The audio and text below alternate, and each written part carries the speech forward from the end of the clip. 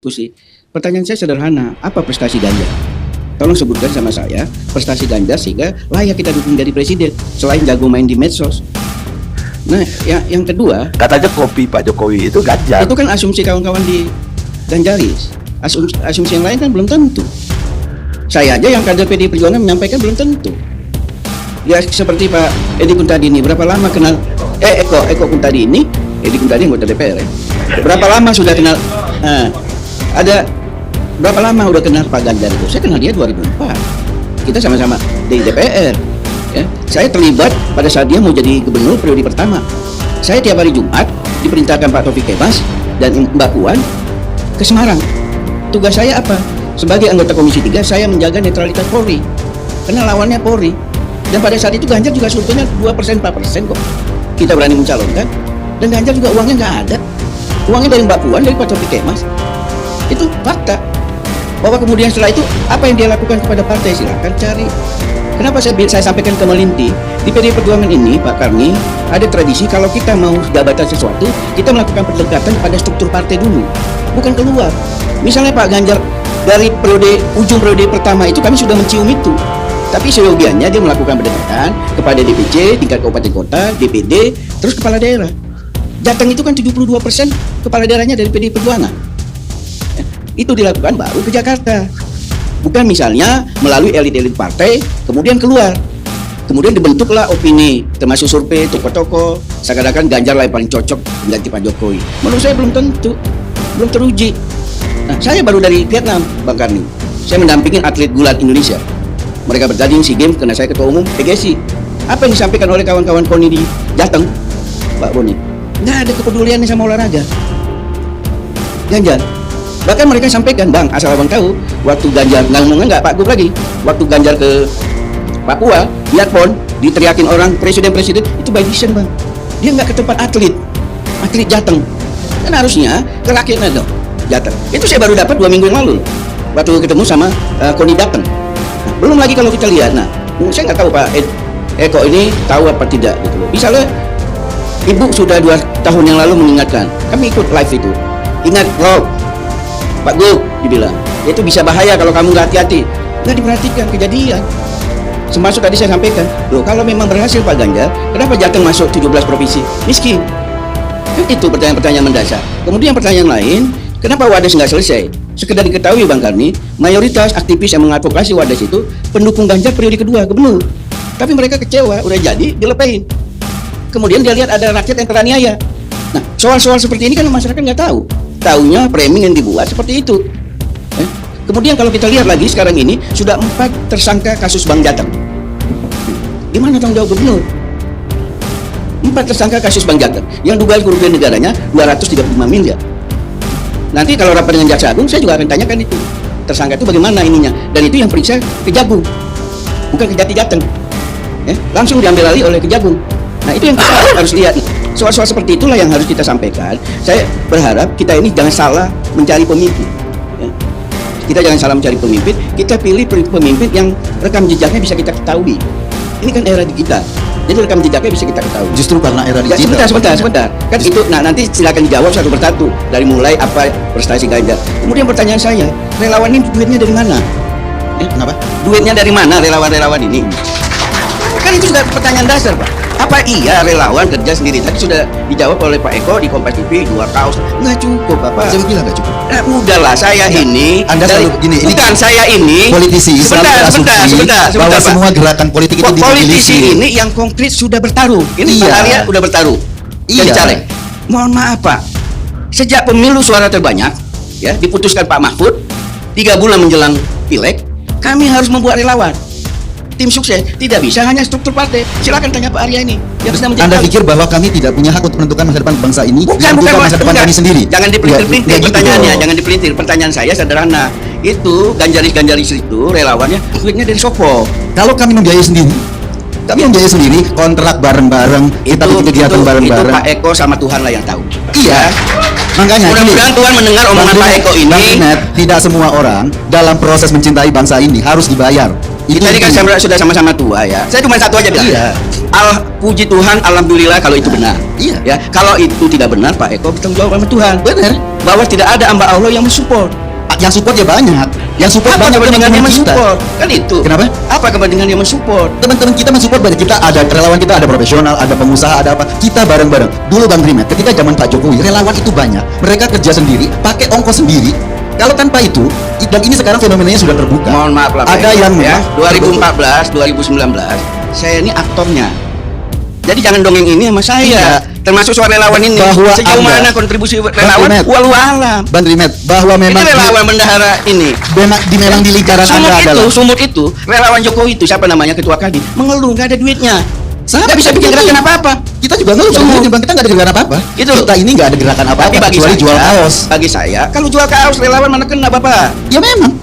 Dan kita Kalau relawan lakukan jual itu. kaos mana kena? Ya biarlah penonton ALC ini yang menilai. Nggak, gini, Bagi Bang Trimet. saya, Pak Eko jujur pada dirinya, Bang Trimet, jujur pada saya Tuhan. ingatkan gini ya, fenomenanya sekarang ya, bahwa untuk berpromosi nggak kayak zaman dulu lagi. Media sosial sudah terbuka sangat luas sekali. Relawan nggak perlu turun ke lapangan untuk bla bla bla. Mereka tinggal teriak-teriak di media sosial. Itu cara berpromosi politik saat ini. Semoga benar, tapi kalau nggak benar bertanggung jawablah sama Tuhan. Iya. Kalau saya itu doang, Iya, saya dari awal dukung bertanggung Pak jawablah sama Tuhan. Karena kita juga tahu siapa bohir-bohirnya, kita juga patut diduga. Ya, siapa? Kalau bahasa hukum. Ya, Anda menilai orang lain dengan kebiasaan-kebiasaan Anda itu problemnya. Tidak nggak ada kebiasaan Gitu. kita. Kalau kita caleg, duit kita sendiri, Bapak. Ya, kalau caleg ini problemnya adalah kita ingin melihat Indonesia masa depan. Ya, Apa udah. salahnya kalau masyarakat Biar penonton mengorganisir ALC ini diri? menilai omongan Pak Eko ini bisa diterima akal sehat apa enggak. Gini, saya ingin- ya silakan aja. saya ingin menjelaskan Dan bagi ya. saya sendiri bertanggung jawablah pada Tuhan. Bang Trimet, saya ingin menjelaskan apa sih yang dilakukan Ganjaris. Yang dilakukan Ganjaris Ya kan, itu soal dana nggak bisa jawab. Gini, kan? Masih makanya itu. saya sampaikan dulu. Yang dilakukan Ganjaris itu bikin grup-grup WA. Perlu biaya grup WA, nggak perlu Bang Trimet. Bikin grup-grup WA, menjaring teman-teman, mendiskusikan tentang itu. Kemudian yang kedua adalah mendistribusi informasi lewat media sosial masing-masing. Itu perlu biaya, tidak perlu biaya Bang Pak Trimet. Eko hampir banyak orang menyampaikan setiap Ganjaris itu bikin kegiatan di blast. Kok Ya. di belas mana? Di blast ke nomor-nomor orang. Iya, Saya aja sering dapat tuh. Enggak. Membagikan sembako, membagikan ini. Sering dapat saya di blast. Ganjaris nggak pernah bikin kegiatan di belas. Bagaimana sih? Nggak ada. Buktikan kalau ini buktikan sama saya. Nggak pernah. Bahwa Bahwa saya cari pelan-pelan. Iya, Soalnya nggak ada namanya tercantum Ganjaris kan. tidak pernah membuat Kalau Pak kegiatan Arya yang ngeblas. yang telepon saya ada namanya, gampang saya buka Arya gitu kan. Ini nggak ada namanya. Di blast kita. Dan ngasih takjil lampu merah dari mana duitnya? Ya, kita nggak nggak pernah. tahu siapa. Bang Trimet, kita nggak pernah ngasih takjil, nggak ada. Kegiatan kita yaitu bangun grup-grup WA dan nggak perlu biaya untuk Nggak. itu. Nggak perlu. Sekarang ini, ya. Nggak, saya ingin mengatakan begini bahwa sudah ada perubahan cara masyarakat berpartisipasi dalam politik. Sekarang ini sudah ada perubahan yang luar biasa. Semangat kerelawan kan dibangun dari 2014 sampai sekarang dan itu terus. Pak Eko, kalau kami orang politik, mohon maaf jangan digurui. Saya nggak menggurui, saya cuma menjelaskan realitanya tuh kayak gini. Kenapa? Katanya masyarakat ini sadar. Kenapa saya masih takut jadi caleg? Biayanya besar. Ya itu Bang Trimet. Sama juga Monggo. calon presiden periode pertama, periode kedua Jokowi saya ini terlibat. Kita ini Saya belum kenal Pak Eko di situ. Di mana Kita- sampai kalau beliau saya udah kenal. kita ini terbentuk. Terlibat di- Makanya saya bilang ya, sekarang ini Iya. grup WA itu bikinnya gratis Bang Trimet. Sampai ribut dari kejar-kejar nih. Grup-grup WA Nih. bikinnya gratis, komunikasi Iya, di media kita sosial kenal. gratis. Itu yang kita lakukan, mengkomunikasikan kita. lewat media sosial. Makanya akhirnya ada asumsi ini cuma capres medsos. Iya, karena kita cuma bisa bergerak di media sosial. Itu yang kita lakukan. Dan ada biayanya. Ada tapi nggak banyak-banyak banget. Biayanya beli kaos. Itu aja. Gitu loh. Supaya ini kan penonton ARC cerdas. Iya. Dia menilai dan kalau benar bertanggung jawab sama Tuhan. Saya kan cuma bilang itu. Ini kan bukan ruang pengadilan. Saya mengejar saksi seperti lawyer kan. Cross examination enggak, cuman tolong rakyat ini jangan dibodohi. Gimana caranya? Iya, tolong rakyat ini jangan bodoh. Seakan-akan dari perawan Sorry. tidak perlu duit. Jadi gini, rakyat itu jangan kedua, dibodohi. Artinya rakyat nggak saya boleh dalam berbuat konteks apa-apa. saya menyampaikan apa sih prestasi Ganjar. Saya sampaikan itu. Saya secara pribadi tidak ada hubungan tidak hubungan pribadi saya bagus dengan Ganjar. 17 April yang lalu dia masih WA saya bilang ngucapin pasca. Saya kasih foto Mbak Puan jempol begini. Dia kasih juga foto Mbak Puan jempol begini. Iya. Saya kan menunjukkan siapa dirimu, siapa diriku. Ini ada nanti saya tunjukin sama Bang Kan ini. WA-nya Pak Ganjar. Saya WA. Langsung terima kasih Pak Gub, foto Mbak Puan. Dia jawab lagi foto Mbak Puan. Gitu loh. Jadi saya nggak ada pribadi dan saya juga. Berarti ya. Iya. Nanti saya kepada Pak Boni juga saya tunjukin WA itu. Nah, bagi saya enggak. komunikasi sama Ganjar. Nah itu yang saya inikan, saya ingin menyampaikan supaya negara ini juga tahu track record calon pemimpinnya itu. Ya, kalau misalnya track recordnya bagus, oke, kita dukung. Kemudian baru kita sampaikan kalau itu yang dilihat ibu nanti. Jangan salah loh, ibu tidak akan lihat semata-mata survei. Ya, tapi bagaimana seperti kata Pak Boni tadi, bisa membangun bangsa ini, bisa menjaga NKRI ini. Kalau ibu sudah lihat membangun Jateng aja nggak bagus, piye membangun Indonesia?